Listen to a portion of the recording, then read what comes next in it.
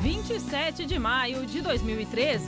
Na despedida de Neymar, o Santos empata com o Flamengo no estádio Mané Garrincha, um jogo que teve a maior renda da história do futebol brasileiro.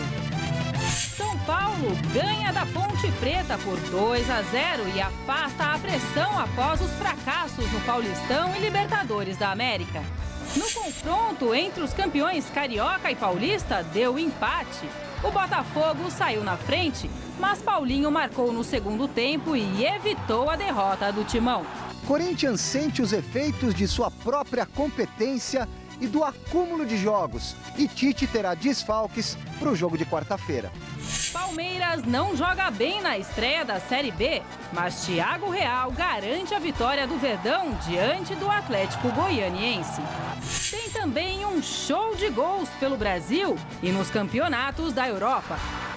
Fórmula 1, o alemão Nico Rosberg faz corrida perfeita e ganha o Grande Prêmio de Mônaco. Seja muito bem-vindo, porque o Gazeta Esportiva já está no ar. Olá, olá, boa noite. Neymar vai embora do futebol brasileiro. Depois de muita especulação e reuniões na noite de sexta-feira, o astro do momento do futebol brasileiro escolheu seu destino. Barcelona da Espanha, para jogar ao lado de Messi, Iniesta, Xavi e companhia. Com isso, o jogo contra o Flamengo no estádio Mané Garrincha, em Brasília, ganhou um tempero a mais por ser a despedida do craque. O placar em 0-0 não foi à altura dos gols do maior artilheiro do Santos após a era Pelé, mas foi marcado pela emoção do jogador que chorou durante a execução do hino nacional. Antes do jogo, ele também não segurou as lágrimas ao se despedir dos companheiros na preleção ainda no vestiário. As imagens são da TV Santos. Acompanhe. Agradecer a todos vocês. Todos os momentos de treinamentos, de vitórias, de conquistas. É ruim estar se despedindo de vocês, mas eu estou realizando um sonho. E eu quis jogar hoje por ter mais uma chance de poder correr esses 90 minutos ao lado de vocês juntos. Independente se a gente vai ganhar ou não, eu só quero que todo mundo corra, como sempre correu. E dizer obrigado a todos por tudo. E que lá de longe vou estar torcendo pelo sucesso de vocês e pelas conquistas, pelos títulos. E pode ter certeza que vocês têm um amigo aqui que vai estar sempre torcendo, seja onde for, por vocês.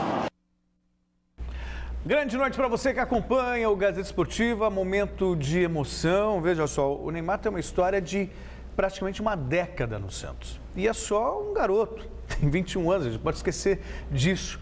Tem uma carreira ainda toda pela frente, pelo menos mais uns 15, 16, talvez 18 anos de carreira que ele tem pela frente e já conquistou tanto. Quer dizer, é um dos jogadores mais caros do mundo, vai vestir uma camisa tradicional do mundo da bola, uma nova fase, uma nova etapa de novos desafios. O Neymar assinou contrato com o Barcelona hoje, já está assinado, já é jogador do Barcelona. Sobre essa saída do Neymar, eu vejo muita gente que critica, acha que ele deveria ficar, que era bom para o futebol brasileiro. Eu estou na contramão desses. Há muito tempo eu defendo a saída do Neymar. Não que não seja bom você ter um craque do porte do Neymar no futebol brasileiro, muito pelo contrário. Quem dera a gente pudesse ter todos os jogadores da seleção brasileira e até importar grandes astros do futebol internacional. A questão é que a estrutura do futebol brasileiro, ela não favorece. Nós tivemos o Campeonato Brasileiro começando no final de semana e nem os dirigentes da CBF cá estavam. Muito pelo contrário, estavam lá na Europa, justamente na final da Liga dos Campeões da Europa, que é um torneio de fato muito bem organizado e muito bem estruturado. O Campeonato Brasileiro começa totalmente fora de órbita no calendário. Você não sabe, por exemplo, início de campeonato e você tem a despedida do Neymar, num jogo para 63 mil pessoas, recorde de renda, de público. Ué, eu penso que o principal campeonato de um país, você tem que ter os times com força máxima, mostrando os craques, os jogadores que vão brilhar na competição, não aqueles que estão indo embora. Sem falar nesses primeiros 5 meses do ano que o Neymar gastou o futebol dele em campos esburacados, jogando para poucos torcedores, um público pequeno. Então ele tem tudo para ser feliz lá fora. Infelizmente que a estrutura do futebol brasileiro não seja outra. E lá ele vai aprender do ponto de vista tático, vai ter senso de conjunto e vai dividir responsabilidades. Lá não vai ter toda a expectativa em cima dele. Ele vai compartilhar nada menos com Messi, com Xavi, com Iniesta, com Fábregas, enfim, uma série de craques para ele poder jogar o melhor futebol. Flávio, boa noite. Boa noite, Celso, Anitta, amigos do Gazeta Esportiva. Sabe, é outro patamar. Eu entendo perfeitamente o choro do Neymar, as pessoas, quando você convive em ambientes agradáveis, e sem dúvida o Neymar sentia muita vontade no Santos, você tem muita dificuldade de trocar. O movimento, a troca para o ser humano, ela é difícil. Então eu entendo todo esse choro do Neymar e tal. Mas, sinceramente, em 6 meses, ele vai avaliar o tamanho do passo que ele está dando. É como se ele estivesse entrando numa nave e indo para outro planeta. É outro mundo, é outra coisa. Eu diria que a carreira do Neymar vai começar agora. Tudo que ele fez aqui no Brasil, que foi grandioso, imenso, eu não costumava dizer que o Brasil não tinha o Neymar como melhor jogador, era o único craque efetivamente do Brasil. Agora vai ficar no nível que o torcedor gosta. O torcedor gosta de jogador que sai correndo, gosta quando o back dá carrinho e chacoalha a mão, assim os caras... Então vai ter isso aí de montão. O Neymar estava incomodando pelo talento, pelo tamanho dele aqui. Agora ele começa efetivamente a carreira dele e em muito pouco tempo a gente vai notar essa diferença. Então, seja muito feliz e o Santos recomeça a vida dele sem o talento enorme que ele perde depois de um tempo até maior do que eu imaginava, porque realmente pelo talento do Neymar, eu imaginava que ele já tivesse ido embora antes. O Santos fez muito bem de segurá-lo enquanto deu, mas não daria para sempre, não tem jeito. E ontem o programa Mesa Redonda Futebol Debate recebeu Wagner Ribeiro, empresário do Neymar. Ele deu detalhes de toda a transação do jogador para o Barcelona, contou que Neymar não escolheu o clube espanhol pelo dinheiro e revelou que o craque chega ao Barcelona com status de um dos maiores jogadores e mais importantes e caros da equipe. O Neymar saiu na hora certa, antes do que devia, depois do que devia. Você que acompanhou desde o começo a vida do Neymar, o que você pode dizer? Para o Santos, economicamente teria sido melhor há um ano atrás. Teria sido paga a multa dele, um valor de 65 milhões de euros. Para o Neymar, acredito que tenha sido a hora boa, porque ele já está satisfeito já do que ele já fez aqui, viu que o time dele agora está num momento diferente, ele não está disputando uma Libertadores, ele quer alcançar aí novas emoções, novos desafios, e está indo para um time que todo mundo sabe que a bola chega redonda, ele vai se dar bem. Eu acho que ele está indo na hora certa. Ele vai ganhando... Menos que o Messi. Menos que o Messi, mas assim... Ele vai num nível de jogador de primeira linha, sim, de intermediário. Que nível que ele vai? É jogador como o Kaká, em torno do salário do Kaká. Em torno do salário do Kaká hoje? Hoje. Em que momento ele disse, olha, pode surgir a oferta do Nogueirópolis, um dinheiro incalculável, mas eu vou para o Barcelona? Em que momento? Há quanto tempo? Há quantos meses? Não, o namoro vem há anos. Desde 2011. Ok, mas quando ele decidiu? Ele decidiu realmente este ano. Em algum momento dessa caminhada, algum clube teria condições ou estaria disposto a pagar os 65 milhões de euros antes dessa decisão dele, de, ó, meu negócio é o Barcelona? Com certeza. O Chelsea, o Manchester City, hoje até o Bayern pagaria, porque ele está com... Bayern pagaria? Agora pagaria. E Real Madrid e Barcelona disputaram pau a pau, porque sabia, o Florentino é apaixonado por ele desde pequeno. Esse menino cresceu, ele virou homem mesmo. Ele falou para o pai dele, eu quero jogar no Barcelona, quero jogar no time do meu coração. Muito bem, e além do Barcelona, Real Madrid e Bayern de Munique não esconderam que também queriam ter Neymar no seu elenco. A nossa enquete de hoje justamente fala sobre isso no gazetesportiva.net. O Neymar acertou ao escolher o Barcelona? Ele fez bem? Sim ou não? Acesse, vote, o resultado sai no final do programa de hoje, rapazes. Apesar de existir uma diferença, o Real Madrid prometia pagar mais, o Bayern mais, tal, mas mesmo assim o Neymar vai ganhar muito dinheiro. Mas não é nem a questão financeira, é a questão de paixão mesmo do Neymar pelo Barcelona, uma admiração para um clube, que tem uma filosofia de jogo bonita, que se encaixa ao estilo do Neymar. Eu acho que a escolha foi certíssima. Bom, eu não tenho nenhuma dúvida disso. Se eu fosse jogar num time, eu também escolheria o Barcelona. Achei ótimo. A propósito de coisas ótimas, prepare-se para a maior e mais inovadora notícia que o mercado de impermeabilização já viu nos últimos tempos. Estou falando do Baltec Sec, o único impermeabilizante que pode ser aplicado na laje sob chuva ou sol. Veja só. Vai, Paulo Roberto! Vai, Paulo Roberto! Que cheirinho de natureza, né, amor? Cheirinho de natureza. A gente tá aqui porque tá chovendo mais lá dentro que aqui fora. Mas pelo menos ele tá juntinho, né? Juntinho, Paulo Roberto. Eu não quero mais saber de chuva dentro de casa, hein? Agora, nessa casa só se usa Baltec para impermeabilizar. Ou então você vai dormir aqui fora com a sua natureza.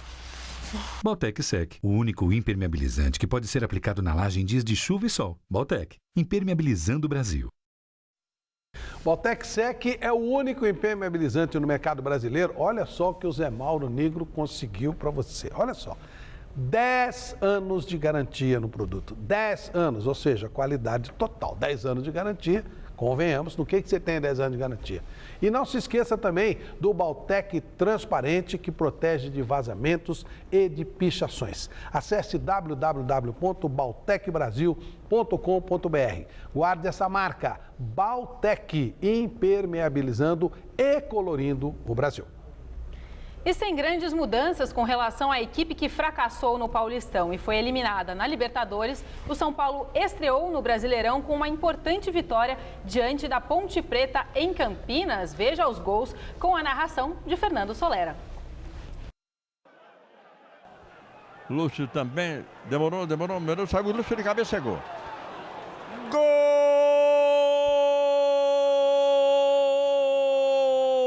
do São Paulo! Abraços gerais e Lúcio festeja 1-0 para o tricolor contra a Macaca. Passa por Wendel, joga no meio, pega jato, tocou na frente, sobrou de graça para Silvinho, ele cai na dividida, pênalti! Árbitro marca pênalti e sai correndo. Ainda houve uma dura do Rildo. O Kleber vai para o lado dele também. Catou amarelo para o Rildo, que reclamou. Lá vai Jadson para bater o penal. Edson Bastos está atento no gol. 1, 2, 3. Gol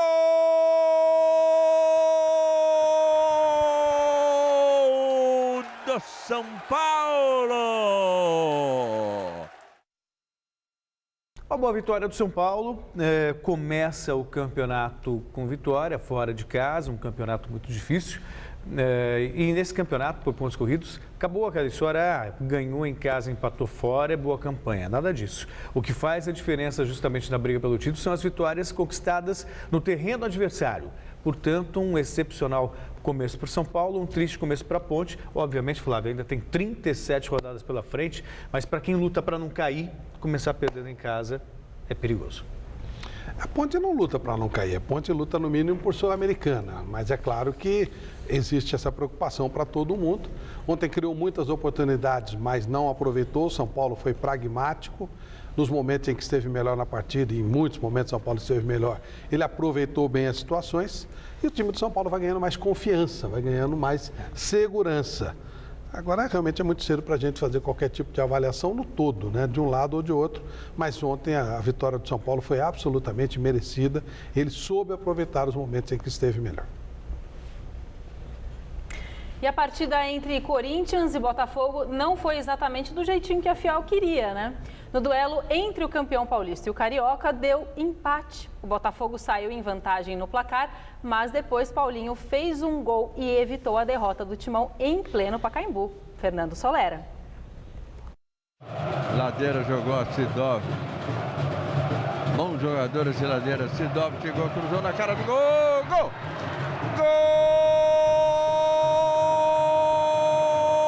Gol do Botafogo. Rafael Marques. 28 minutos. 28 é o segundo tempo. A bola passa, gol.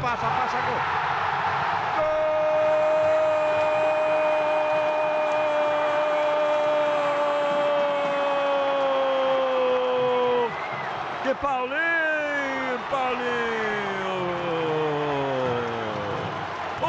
Corinthians, Botafogo. Foi um resultado ruim para o Corinthians. É verdade que o Botafogo está jogando um bom futebol, tem mostrado um bom entrosamento, mas o Corinthians é o favorito, é o grande favorito. Aliás, fala-se muito que na Europa ganham sempre os mesmos, aqui também, né? Aqui nos últimos 8 anos, em 7 campeonatos, ou deu Fluminense, ou deu São Paulo, ou deu Corinthians. Esses são os 3 favoritos. Então lá é Real, por exemplo, Real e Barcelona. Aqui é São Paulo, Corinthians ou Fluminense. É sempre igual. Podem ver. Quando começou o turno e retorno... Tivemos Santos, Cruzeiro... Eles não sabiam disputar o campeonato. Foram 10 competições. Nessas primeiras, Santos e Cruzeiro. Depois, sempre os mesmos. É o Flamengo que quebrou. Quebrou, caiu no colo. Aquela coisa que o Verona ganha o título, a Lazio ganha o título. É mais ou menos por aí. Mas a rotina o que é? Juventus, Milan e Inter. Aqui também, igualzinho. Muita conversa, muita quiácara, mas são sempre os mesmos que ganham. E esse ano eu vejo, se o Atlético Mineiro não ganhar a Libertadores, ele também entra nesse grupo, mas é aquela exceção. E o Corinthians está entre os favoritos, mas não está rendendo tudo que pode não. Acho que o Corinthians tem muito a evoluir. Botafogo é uma bela equipe, tem um maravilhoso Sidorf, mas o elenco não deve segurar a onda em termos de briga pelo título. Aliás, gosto de ver o Sidorf jogar, né, Flávio? Opa. Com essa idade toda, muita gente duvidou da capacidade. Agora que o Neymar saiu, ele é o maior jogador do Brasil. Pois é, um veterano, um holandês que fala português melhor do que muitos jogadores brasileiros e que continua jogando o fino da bola. Dá gosto de ver o Sidorf jogar. Queria chamar a atenção para a torcida do Corinthians, que ela acaba contrariando a lógica. Pacaembu, com um público de quase 30 mil pessoas, levando em consideração a média do Campeonato Brasileiro, é uma média muito alta. Isso mostra que a torcida realmente está com o time. O que pega é que o time realmente parece que está amarrado, não está conseguindo desenvolver. Tem que dar uma apertadazinha em alguns negócios, tem que dar aquele ajuste fino, é normal. Amarrado, talvez seja, não consiga encontrar a melhor definição para o time do Corinthians. Mas os outros começaram a entender como é que o Corinthians joga. É reacerto, o elenco é muito bom e o Tite tem capacidade para reacertar essas coisas. Porque elenco tem, né? Tem plano tático, tem um bom treinador, é só ter um pouco de paciência. Aliás, paciência que eu noto que faltou contra o Botafogo, por exemplo. Senti um time muito ansioso para fazer o resultado e ansiedade demais acaba atrapalhando. Mas nada que tire o favoritismo do Corinthians na briga por esse título. E agora vamos então à enxurrada de gols da primeira rodada do Brasileirão. O destaque ficou por conta do Cruzeiro, que fez 5-0 no Goiás. Já o Vitória e o Internacional empataram num jogo que teve 4 gols. E o Criciúma fez 3-1 no Bahia. Gols na tela. No sábado, Vasco e Portuguesa, o único gol do jogo foi marcado por Tenório, aos 2 minutos do segundo tempo. Final, Vasco 1, Portuguesa 0. Vitória Internacional, Maxi Biancucci abriu o placar 1-0 Vitória. Gabriel Paulista de cabeça ampliou, Vitória 2-0. O Internacional reagiu depois de lindíssima jogada de Fred. Ele deixou Forlan na cara do gol para definir, 2-1. E o próprio Fred, aos 18 minutos do segundo tempo, definiu o placar. Vitória 2, Internacional também 2. Em Porto Alegre, o Grêmio recebeu o Náutico e fez 1-0 com Zé Roberto. Elano, aos 25 minutos do segundo tempo, definiu o placar. Grêmio 2, Náutico 0. Criciúma e Bahia. Matheus Ferraz fez 1-0 de cabeça. 1-0 Criciúma. Lins, no comecinho do segundo tempo, ampliou 2-0. Jones diminuiu para o Bahia, 2-1. E João Vitor, aos 37 minutos, definiu o placar. Criciúma 3, Bahia 1. Fluminense e Atlético Paranaense. Rafael Sobis de pênalti abriu o placar 1-0 Fluminense. Manuel de cabeça deixou tudo igual, 1-1. Mas Samuel, aos 8 minutos do segundo tempo, garantiu a vitória do tricolor carioca. Fluminense 2, Atlético Paranaense 1. O Cruzeiro recebeu o Goiás e aplicou a goleada da rodada. Diego Souza fez 1-0 aos 5 minutos. Bruno Rodrigo ampliou aos 30, de cabeça, 2-0. Agora é Newton, 3-0, também de cabeça. Ainda no primeiro tempo, Borges fez o 4º gol cruzeirense. E no segundo tempo, Newton marcou mais um, segundo dele no jogo, segundo de cabeça, 5-0 Cruzeiro, placar final. Em Curitiba, Diego Tardelli fez Atlético 1, Curitiba 0. O Coxa empatou com David aos 8 minutos de cabeça. E Arthur, nos acréscimos, definiu a virada do Curitiba. Curitiba 2, Atlético Mineiro 1. Placar final. Tomara que tenhamos realmente uma boa média de gols nesse campeonato. Deixa eu passar um recado muito legal para você. Você sabia que com a partir de R$ 13.200, isso mesmo, R$ 13.200, você pode montar a sua fábrica produzindo até 3.000 blocos por dia. A Atlântica Mac, que há 40 anos fabrica máquinas para blocos e pavimentos de concreto, está lhe oferecendo esta grande oportunidade. São máquinas de ótima qualidade, são versáteis e de fácil operação.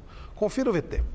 Quer construir ou começar o seu próprio negócio? Com as máquinas Atlântica Mac, agora você pode. Temos as melhores máquinas para a fabricação de blocos e pavimentos de concreto do mundo. Há 40 anos, oferecemos máquinas de ótima qualidade, resistentes e versáteis, nas versões manuais ou pneumáticas e elétricas ou a combustão. Com essas máquinas, você pode fabricar mais de 80 desenhos de blocos e pavimentos. Construa o seu sucesso agora mesmo. www.atlamac.com.br. Eu tinha postado um almoço com meu amigo Marcelo São Paulino, perdi, terei que pagar o almoço, mas vai ser um prazer visitar a Atlântica Mac e pagar esse almoço para o Marcelo São Paulino, que está feliz com a vitória do São Paulo. E aí, ó, na compra da máquina da Atlântica Mac, falando que você viu o comercial aqui no nosso programa, além de você começar um grande negócio, você ainda vai receber um brinde super especial. Então entre em contato agora mesmo com a Atlântica Mac. Bom, e longe de apresentar um grande futebol, o Palmeiras encontrou dificuldades para vencer o Atlético Goianiense na estreia da Série B. O destaque negativo foi o pequeno público de apenas 4.612 pagantes que compareceu no estádio Novelli Júnior em Itu. Veja aí o único gol da partida. Em Itu, na estreia palmeirense na Série B do Campeonato Brasileiro, o gol só aos 7 minutos do segundo tempo. Thiago Real de cabeça, aproveitando o cruzamento de Ayrton.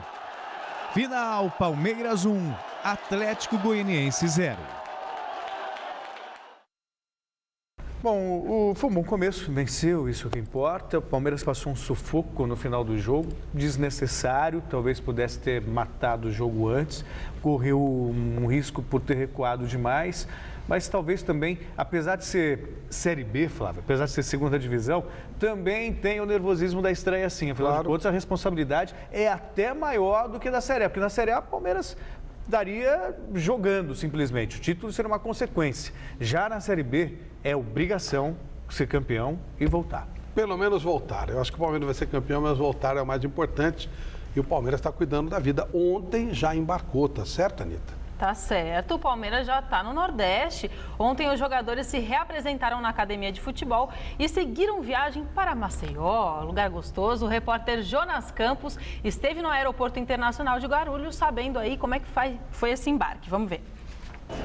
Após estrear com vitória na Série B do Campeonato Brasileiro, 1-0 sobre o Atlético Goianiense, o Palmeiras embarcou neste domingo para Maceió. Na terça-feira, o Verdão encara o Asa, em Arapiraca, naquele que vai ser o segundo de 6 jogos do time até o início da Copa das Confederações. Já acostumaram com esse ritmo de Série B? Estão preparados? Como é que está essa correria do Palmeiras? Não, já tivemos um tempo para descansar, já tivemos essa correria, já sabemos, né, que não é fácil, que é difícil, então a gente está preparado para isso né, a dificuldade que a gente vai enfrentar a gente já sabia, tanto nas viagens, né, as equipes da Série B que são equipes fortes, então a gente está preparado para isso. O Asa está fazendo um grande ano, né? Já foi campeão na Copa Nordeste, está começando a trazer jogadores que fizeram destaques lá, que foi o Lúcio Maranhão. Tem alguns jogadores já que há algum tempo já jogam lá, no caso do Didira. Tem o nosso respeito, que vai jogar dentro dos seus domínios e que a gente possa ser competente, possa competir como a gente competiu no primeiro jogo, para poder trazer um bom resultado. Jogo difícil, a gente sabe lá que todos os times que jogam lá no estádio deles encontram dificuldades. A gente viu o último jogo agora contra o Paysandu, lá em Belém, da estreia deles na Série B.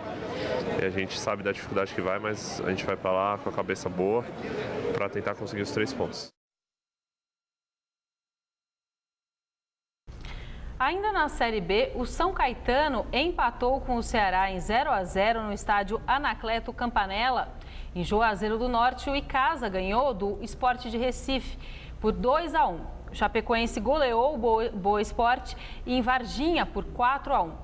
O Guaratinguetá recebeu o América Mineiro e venceu por 1-0. E o Paraná fez 2-0 no ABC fora de casa. Veja aí os gols. Pela Série B do Campeonato Brasileiro, o Oeste recebeu o Avaí, que fez 1-0 com Márcio Diogo aos 5 minutos do primeiro tempo. 1-0 Avaí. Aí no segundo tempo, nos acréscimos, aos 49 minutos, o goleiro Fernando Leal foi tentar a sorte na área. E não é que ele marcou?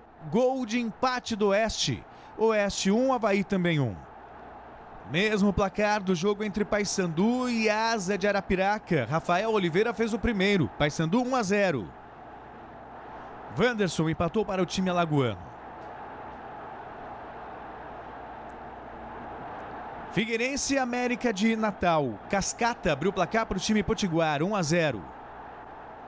Pablo deixou tudo igual no rebote do travessão, 1-1. Rafael Costa virou o jogo para o time catarinense. Figueirense 2-1. Mais um de Rafael Costa, agora no segundo tempo. Figueirense 3-1 na bobeira do goleiro. Cascata nos acréscimos fez mais um e diminuiu. Final Figueirense 3, América de Natal 2. Joinville e Bragantino. Lima abriu o placar de cabeça, 1-0 Joinville. Ronaldo marcou o segundo aos 33 minutos, Joinville 2-0. Arthur Maia, aos 20 minutos do segundo tempo, definiu o placar, Joinville 3, Bragantino 0. Belíssimo gol marcado pelo Arthur Maia. Celso, queria falar alguma coisa? Não, vamos seguir. Vamos seguir? Segue o jogo? Tá bom. Só destacar o goleiro, né? 49 do segundo tempo, ele vai para a área, mexe a cabeça na bola e faz o gol. Quer dizer, fantástico. Esse aí vai lembrar desse gol, ó, daqui uns 15, 20, 30 anos, talvez até o resto da vida. Vamos falar de UEFA Champions League. Né? Bom, você possui algum tipo de financiamento bancário? Fez as contas e descobriu que está pagando 2 ou até 3 vezes o valor do bem? Cuidado, você pode estar pagando juros abusivos ou o seu contrato pode ter sido calculado de maneira errada. É isso mesmo, boa parte dos contratos de financiamento, seja de carro, casa, moto, caminhão, cheque especial e até empréstimos apresentam irregularidades e você pode estar sendo lesado. Por isso, conheça agora a Accord Company, uma consultoria financeira especialista em revisão de contratos de financiamentos. A Accord Company pode te ajudar a baixar o valor das suas parcelas em até 50%, e reaver parte do dinheiro que você já pagou, caso, claro, o seu contrato esteja em situação irregular. Com a Accord Company, você pode continuar com o seu financiamento, pagando o que realmente deve. Liga agora mesmo, 0, código da operadora 11 22 27 42 10 e agende uma consulta gratuita para ver se a situação do seu contrato realmente está irregular. Só quem é líder de mercado pode te ajudar da maneira correta e como manda a lei. Accord Company. 22 27 42 10. A imprensa espanhola está empolvorosa. Além do impacto causado pela contratação de Neymar pelo Barcelona, o técnico Vicente Del Bosque fez a pré-convocação dos jogadores que vão defender a Espanha na Copa das Confederações. A imprensa espanhola estava ansiosa para conhecer a lista de convocados de Vicente Del Bosque. A expectativa era saber se o goleiro Iker Casillas, reserva no Real Madrid, seria lembrado. Veio então a convocação e as dúvidas diminuíram. Os jogadores convocados são os seguintes: Casillas, Víctor Valdés e Pepe Reina, Arbeloa, Azpilicueta, Piqué, Albiol, Sergio Ramos, Javi García, Jordi Alba, Monreal, Busquets, Javi Martínez, Alonso, Cazorla, Iniesta, Xavi Hernández, Beñat, Navas, Silva, Mata, Pedro, Fábregas, Soldado, Villa e Torres. As dúvidas diminuíram, mas não acabaram. Foram 26 os convocados, ou seja, 3 serão cortados. Mas Casillas deve permanecer na equipe, já que foram chamados apenas 3 goleiros. Tampoco es muy significativo que lleve 3 meses o los que lleve sin jugar, porque está entrenando y me consta que está en buenas condiciones, que está entrenando y que es un jugador de los nuestros. O treinador da seleção espanhola também fez uma análise sobre os desafios que vai enfrentar na Copa das Confederações. Hay 4 campeones del mundo, pero no solo hay 4 campeones del mundo, luego hay otros 3 equipos, digamos, 3 selecciones que hay que tener respeto. En alza como está la de Japón, una que ha sido campeón olímpico como es México recientemente, o una Nigeria que ha sido campeón de África también representando al fútbol africano, y una que es más incógnita para nosotros, aunque lo hemos visto ahora y hemos rescatado algunas imágenes, que es Tahití. Pero en definitiva es un torneo, un campeonato, una copa de mucho nivel, y que intentaremos estar a la altura además de la responsabilidad que tenemos siendo campeones de Europa, campeones del mundo, ¿verdad?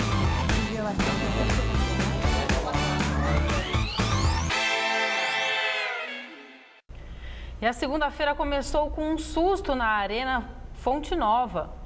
Uma das 36 membranas de lona que compõem a cobertura do estádio não suportou o peso da água acumulada e cedeu, causando estragos nas cadeiras instaladas ao longo de todo o estádio. Segundo os responsáveis pela construção, o incidente foi provocado por uma falha humana. A segunda-feira começou com um susto na Arena Fonte Nova. Uma das 36 membranas de lona que compõem a cobertura do estádio não suportou o peso da água acumulada e cedeu, causando estragos nas cadeiras instaladas logo abaixo. Segundo os responsáveis pela construção, o incidente foi provocado por falha humana. Foi um procedimento errado, porque no momento que você deixou essa lona que faz parte da cobertura, ela dobrada, enrolada, você criou um impedimento para o fluxo de água, que fez com que acumulasse naquele ponto, gerando uma carga adicional à membrana e vindo a romper. Então, obviamente, que se essas águas tivessem fluído para os seus drenos, ela não teria acumulado e não teria acontecido o rompimento da lona. O representante da construtora também afirmou que o incidente não vai alterar o calendário de entrega da Arena para a Copa das Confederações. Nós estaremos agora no dia 29 fazendo a entrega do estádio para a FIFA, para iniciar o período exclusivo de pré-operação para os jogos, e é possível que estaremos ainda trabalhando nesses reparos, já que nós já iniciamos, mas nada comprometerá os prazos oficiais com a FIFA. É simplesmente vergonhoso. Os estádios brasileiros não estão custando, em média, R$1 bilhão, dinheiro público. Aí faz o estádio e apresenta a falha estrutural antes mesmo da competição. Imagina se tivesse acontecido durante a Copa das Confederações. A vergonha que ia passar o povo brasileiro. E detalhe, a gente estava da Fonte Nova, tem problema, todos os estádios que estão até bonitinhos, em Brasília o estádio ficou bonito, pelo menos por dentro, para a televisão mostrar. Do lado de fora feio, cheio de barro. Os mesmos problemas de organização, filas monstruosas para você entrar no estádio, dificuldade para achar o seu lugar marcado, uma zorra total. Bem o que já acontece no futebol brasileiro. Imaginava-se que, chegando à Copa do Mundo, o Brasil aprendesse a organizar um evento, a tratar melhor o seu torcedor, mas nada disso está acontecendo. Só mais uma coisa, Flávio, que eu tenho até que fazer reverência a você, que desde que o Brasil foi anunciado para a Copa do Mundo, que seria essa Copa do Mundo, você tem dito que isso aqui seria uma bagunça. Só dinheiro gasto e nada de qualidade, e realmente é o que está acontecendo. O Maracanã, por exemplo, gastaram R$1 bilhão. Foi repassado passado por um consórcio e já está falando que vai reformar o Maracanã depois da Copa. 2 anos de reforma. 1 bilhão investido, ainda precisa reformar, Flávio? Não, mas isso é normal. A Copa veio para o Brasil para que se roubasse, foi um presente do Blatter para o Ricardo Teixeira, que na época tinha feito um esquema para ele, para a eleição dele contra o presidente da Confederação Africana, então está dentro do normal. Mas durante a Copa vai funcionar, porque é a FIFA que vai administrar, e aí funciona decentemente. Depois é um pouco mais complicado. E efetivamente o objetivo da construção desse estádio é que fique bonito a parte que a televisão mostra. O lado de fora não interessa para a FIFA e o povo e o governo brasileiro, os homens do futebol não estão nem aí com o que se passa lá fora. E você que acompanha o Gazeta Esportiva, fale com a gente, mande aí a sua mensagem. Você pode dar um alô para a nossa equipe pelo Twitter, @GazEsportiva, e também pelo YouTube, youtube.com/agazetaesportiva.tv. Daí você aproveita que já vai estar lá com a mão na massa e volta na enquete do programa de hoje, que fala justamente sobre a saída do Neymar. Ele fez muito bem ir para o Barcelona ou deveria ter ido para algum outro clube? Sim ou não? Vote e o resultado sai no final do programa de hoje. Recadinho, Celso, alguma coisa? Não, só mandar um abraço então para o Luiz Antônio Cacita, que nos acompanha aqui no Twitter e pede abraço, então sinta-se abraçado. O BJ você não vai mandar hoje? Para o BJ? Semana toda não é BJ, tipo é BJ, vocalista de primeira. O BJ hoje não tem a BJ hoje a gente manda para a Michele, que tá descansando em casa, né, Celso? Não é verdade. Estamos para receber o Bruninho. Rápido intervalo no Gazeta Esportiva, a gente volta daqui a pouco com Corinthians e São Paulo no Gazeta Esportiva. Não saia daí.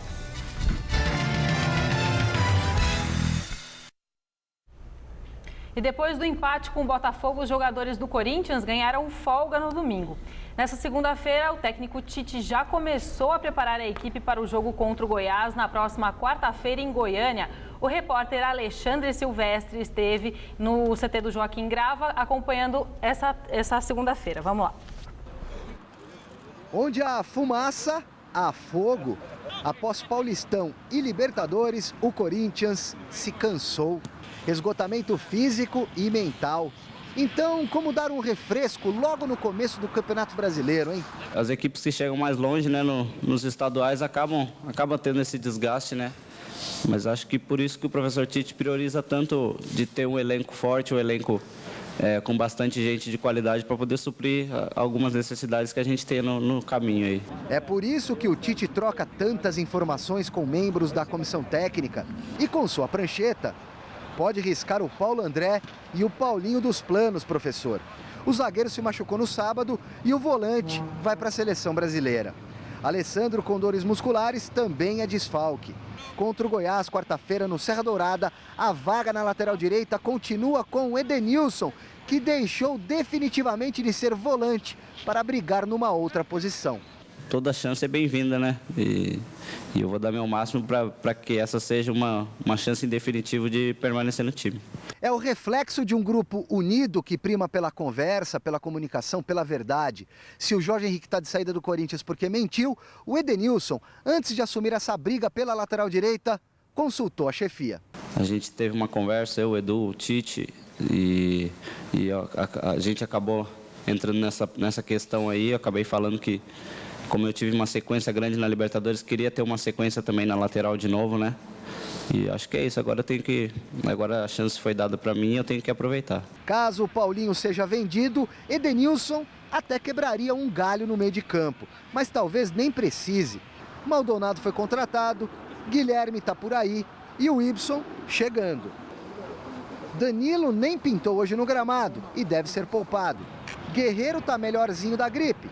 E o Alexandre Pato garante estar bem de saúde, esperando por mais oportunidades. Enquanto o Renato Augusto, fora de combate há mais de 2 meses, corre contra o tempo. E se o time está baleado, meio que sentindo os efeitos de sua própria competência e do acúmulo de jogos decisivos, o Edenilson, lateral direito Edenilson, parece ser uma exceção. Eu estou completamente tanque cheio, estou à disposição aí. Quero jogar o máximo possível para poder ajudar e poder tentar cravar uma vaguinha na equipe.